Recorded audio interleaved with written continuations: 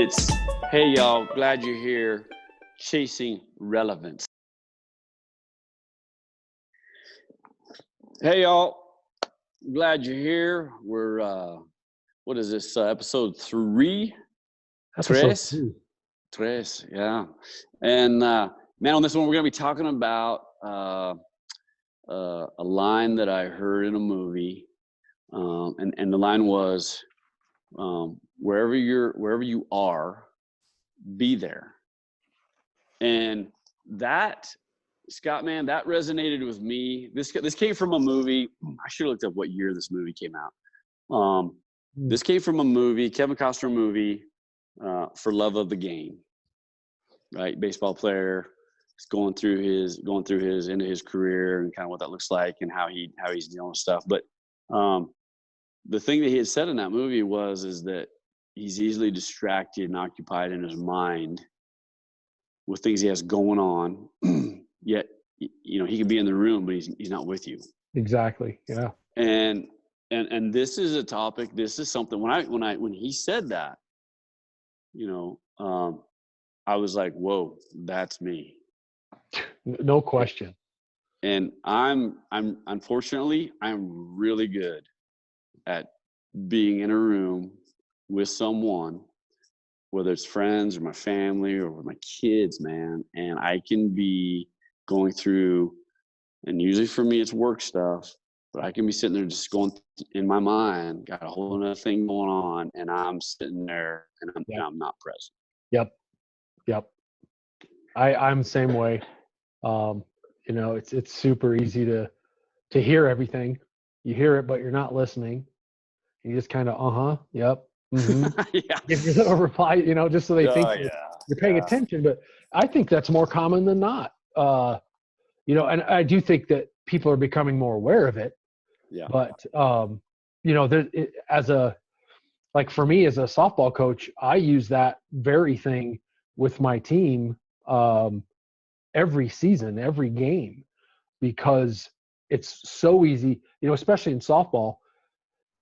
The opposing team makes a concerted effort to throw you off through loud chants and screaming and yelling and things like that. So it's super easy to get locked in your head and get kind of flustered and forget where you are and make mistakes.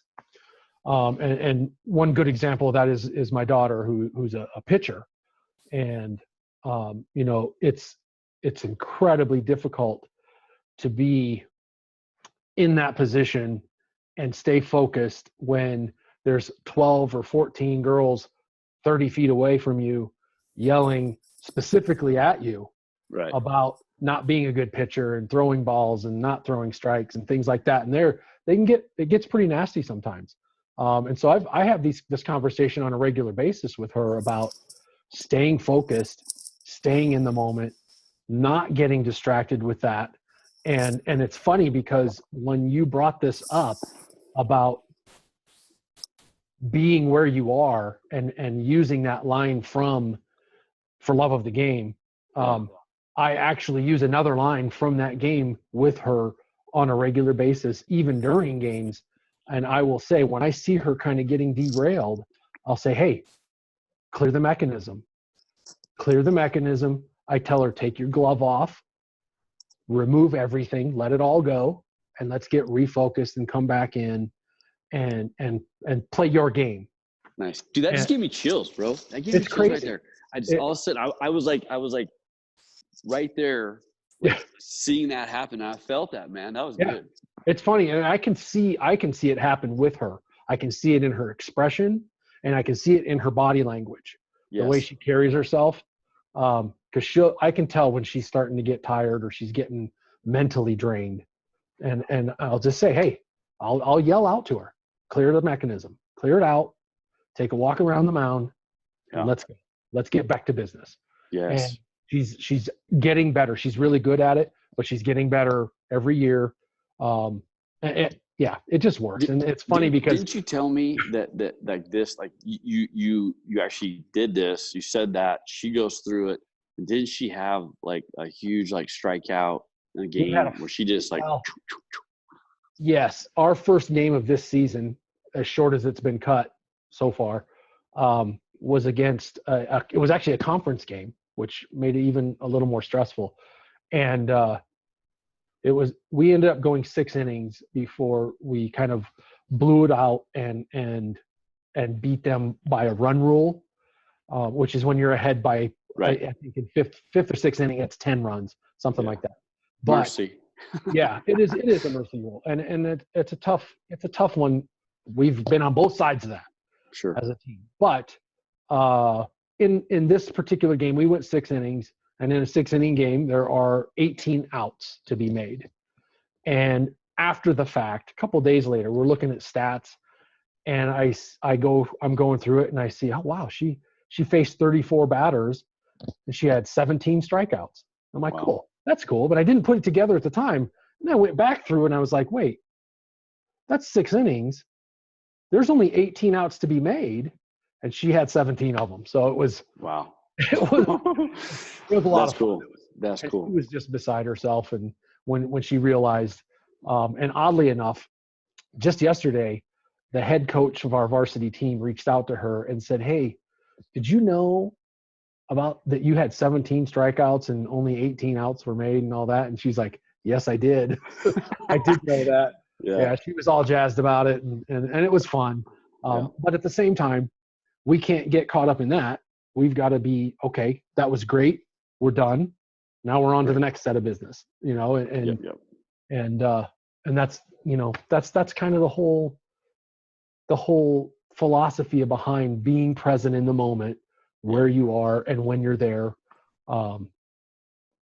So distractions, what we're kind of talking about is distractions, things that pull us away from being in the moment, things that are robbing us of time with people that we need to be cherishing, making the most of, what have you.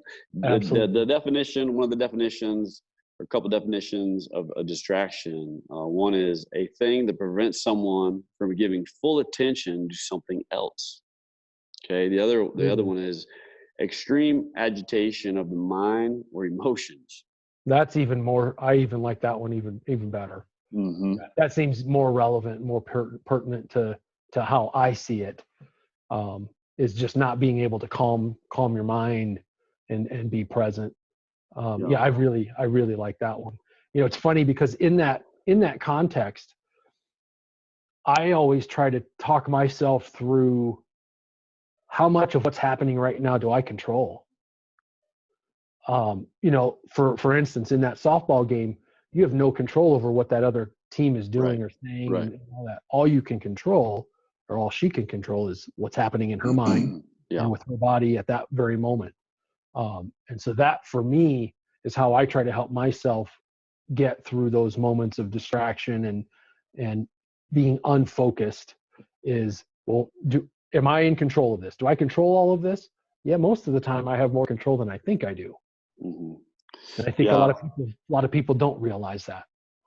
The thing that I've had to be, and I use this a lot in different areas, whether it been in sports and training and muscle memory or decision making in the moments. And when I coached, and a lot of things I've coached and taught, and they're instructing, hunting and shooting or practicing rodeo or shooting the ball, whatever, defense, deliberate. Yeah. Is you have to, like, sometimes we think that practice makes perfect. It doesn't.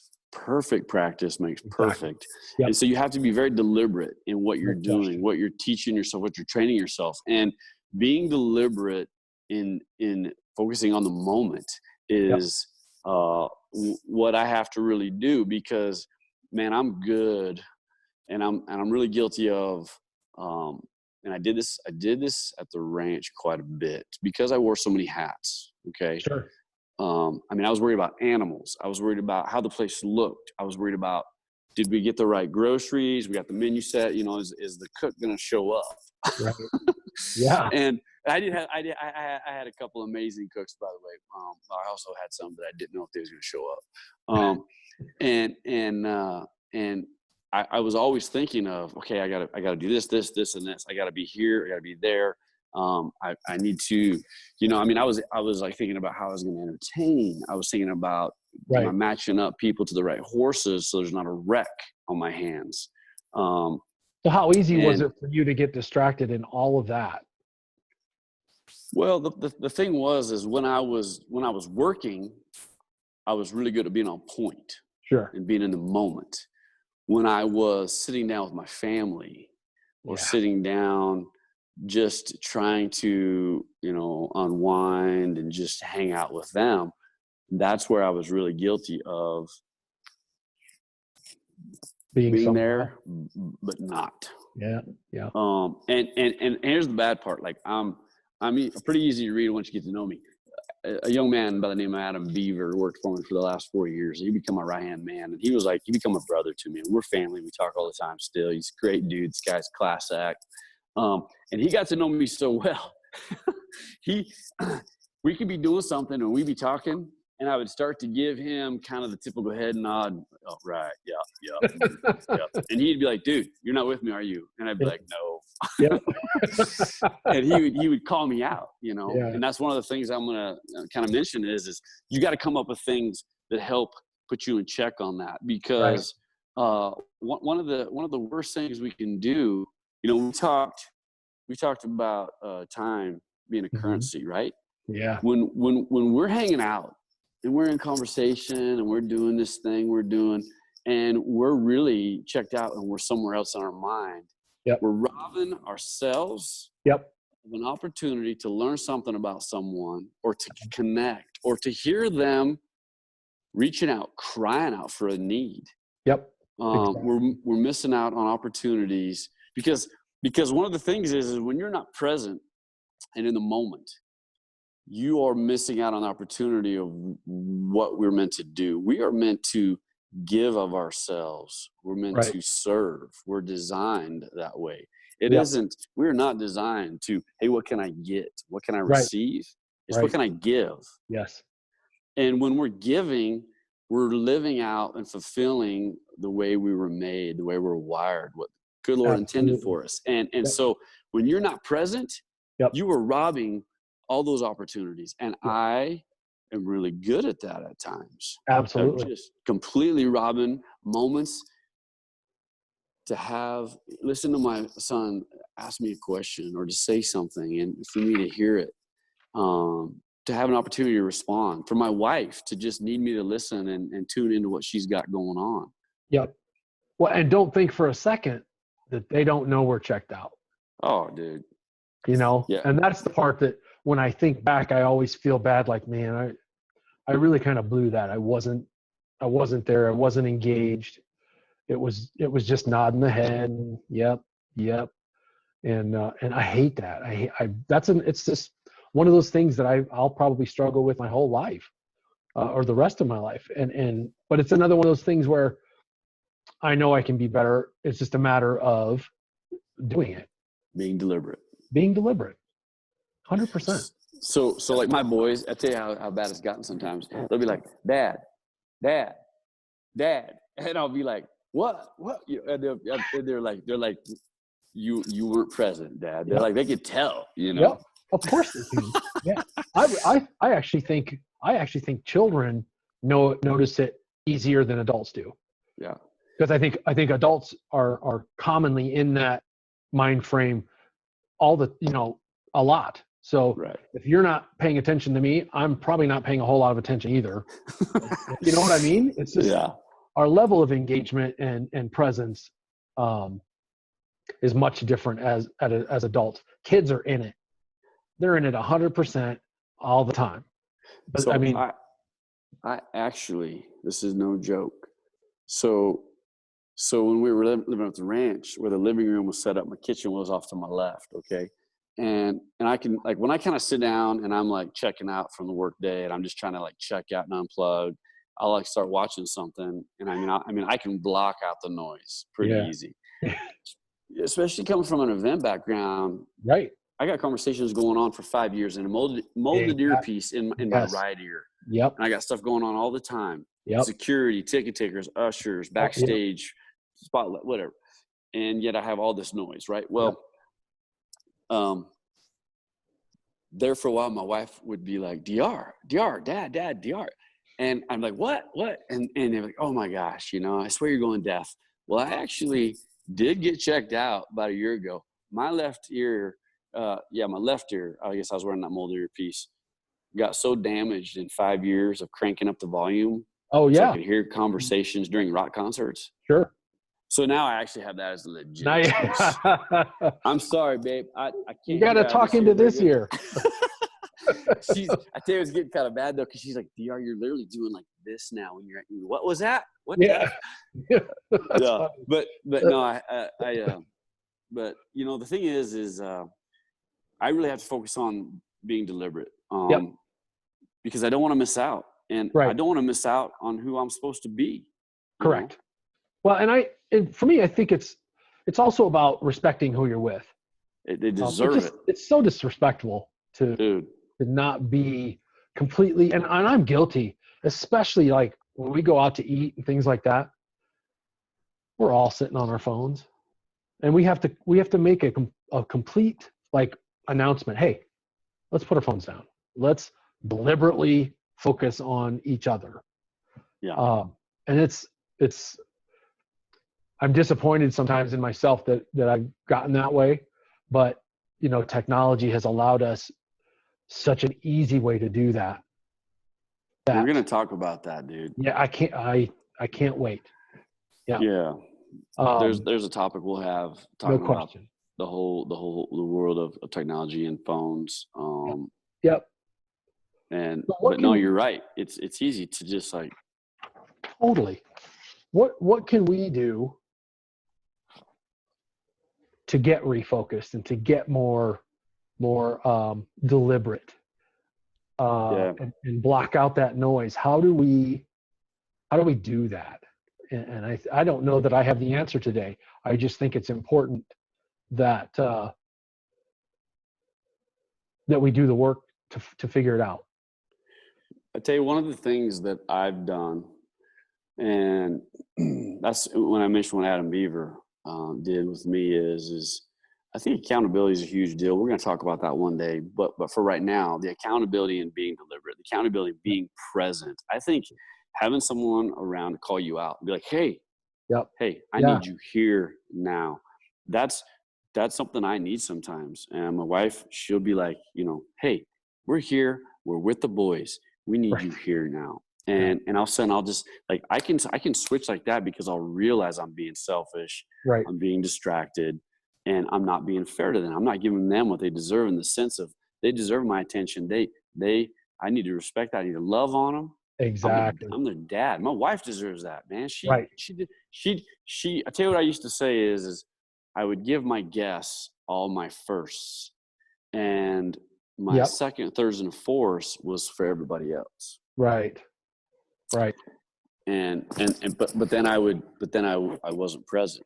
A couple of things that I've learned that I've done that just have worked for me is that when I got my mind really on something that I'm realizing it's really distracting me, and I need to be present, is write it down.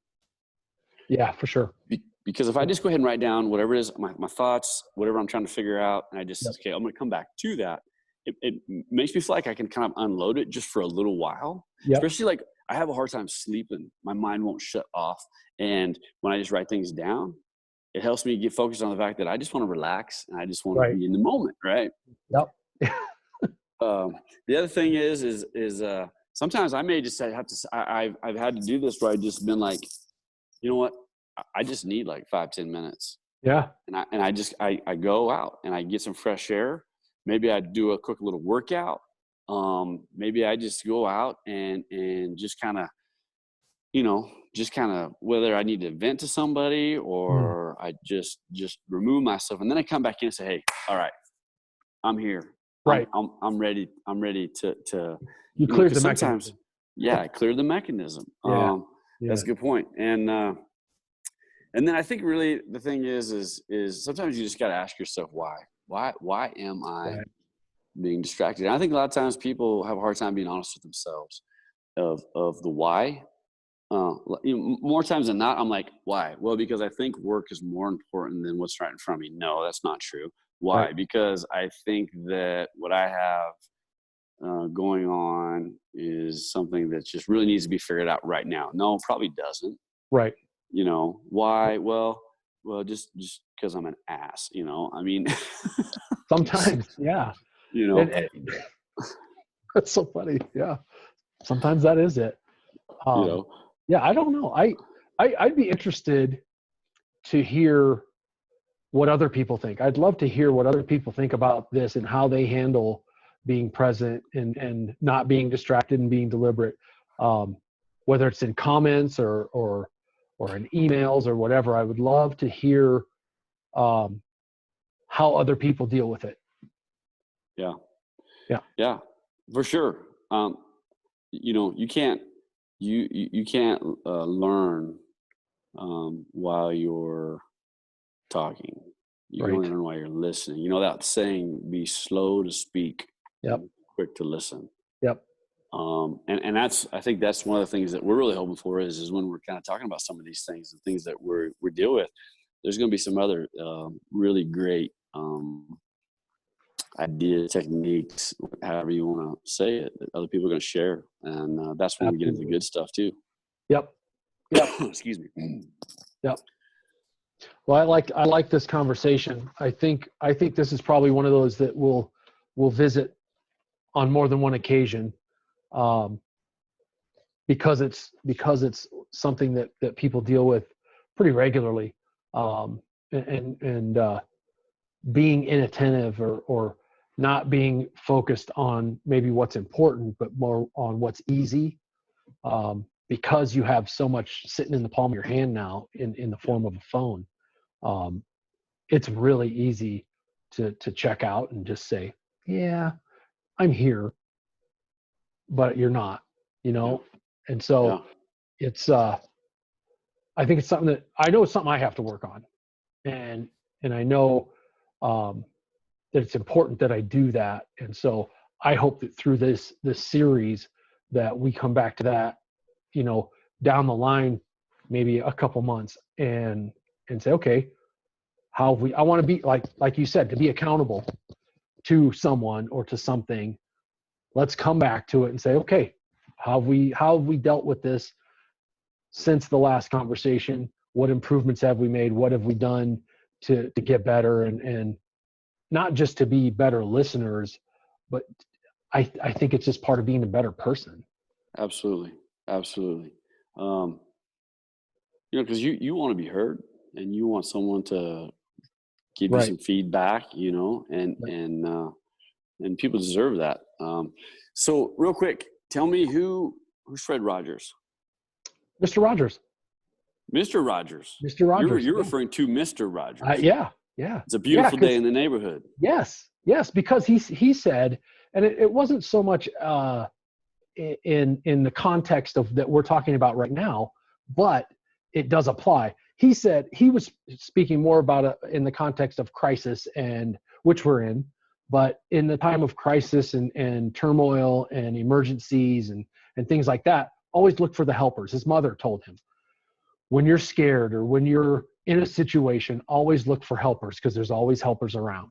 Yeah. Always look for the people that are helpers, whether that's, law enforcement or EMTs or just somebody that's willing to lend a hand. He said, he was told, his mother always told him, always seek out the helpers, because that's how you will get through things.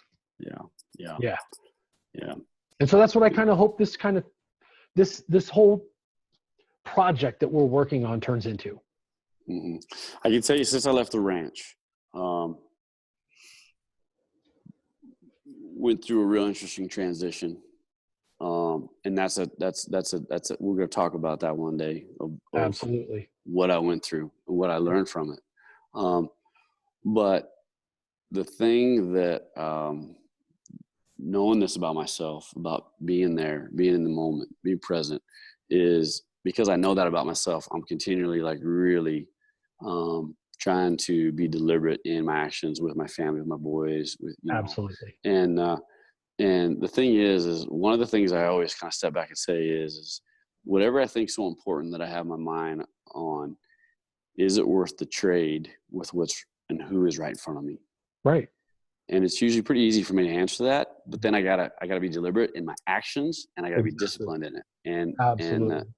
you know, because it's like one of those things. I was talking to another agent a while back, and she was saying how, you know, busy she was, and good busy, you know. But we talked about it, and we both were like, you know, it's like that saying, you'll never look back and say, man, I wish I would have hung out with my kids less. Right. Yeah. You know, I wish I would have been done less with my spouse. Yeah. Or, I wish you I know, would have spent more time in the office or yeah. Yeah, exactly.